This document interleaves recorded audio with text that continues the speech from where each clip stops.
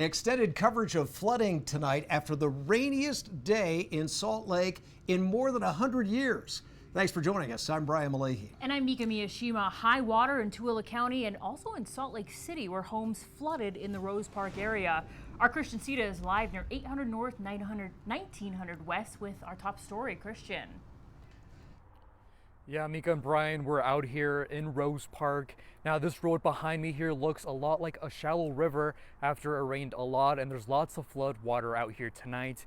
Now, we did speak to some residents, and they told us this is the worst flooding they've seen in recent years.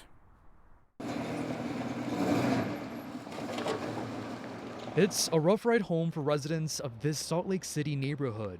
Floodwaters are blocking driveways, soaking basements, and there's no easy way around. Can't believe this still coming in. Gary Edwards had just gotten off of work when he found his street submerged. And then I come home and see this. So it's all new to me. And I could not believe it was this deep.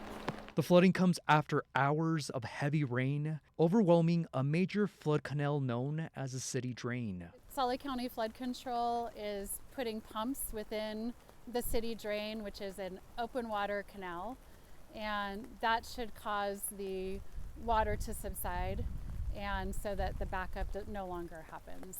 At least 5 homes in the area have reported flooding in the basements. Others, like Edwards, are hoping the sandbags will hold. If them sandbags weren't there, all that water would be that way right into my garage. I mean, when they built these houses, they didn't really put drainage in mind.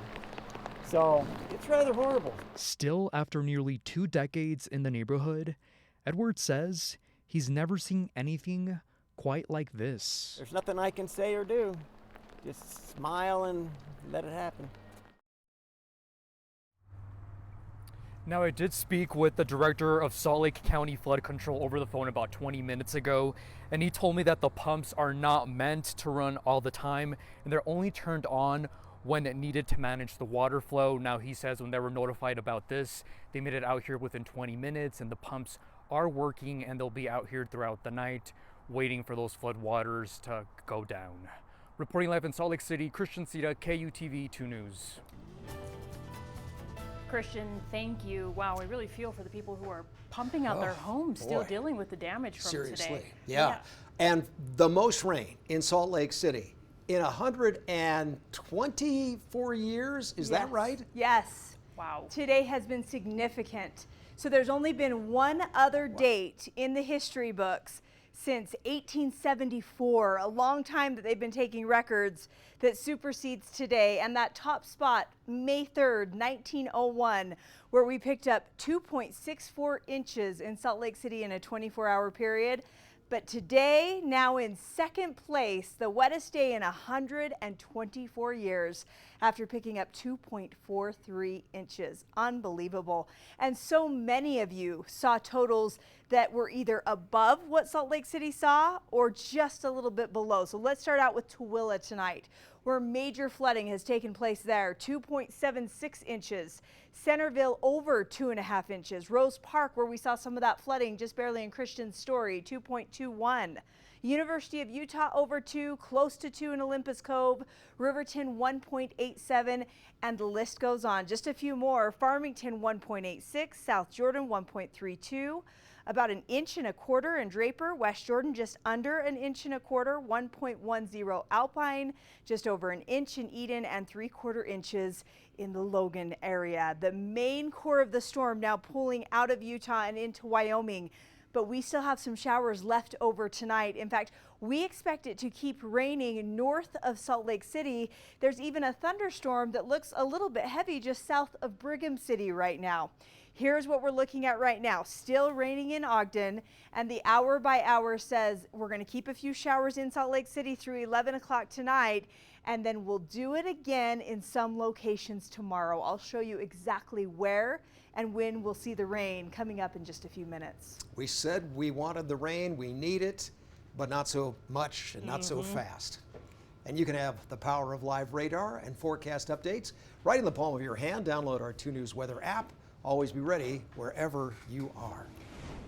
And the place where the most rain fell, Tooele County, like Joe mentioned, nearly 3 inches there. Flooding in the city of Tooele, Stansbury Park, and in the county. Floodwaters bubbled, cut a trench through the dirt, crept into a half dozen basements or more, and collected on the street. They kept pulling car after car out of the road that was getting stuck in the water.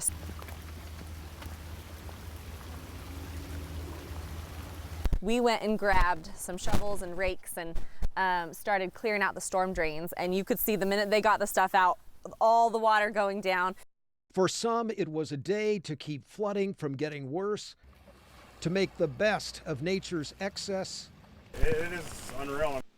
And to put a drenching day into perspective. We've never had it come down this fast, this much, and cause this much flooding. He has lived east of the city of Tooele for 7 years. A spokesman for the North Tooele Fire District thinks flooding has been worse, but called this a, quote, all hands on deck day. And also in Tooele, heavy rain damaged train tracks. There was so much rain, in fact, that water washed out the dirt underneath the tracks near 1600 North and Main Street. 2 News photographer Randy Lickness said a dump truck hauling rocks to repair the tracks got stuck in the mud there.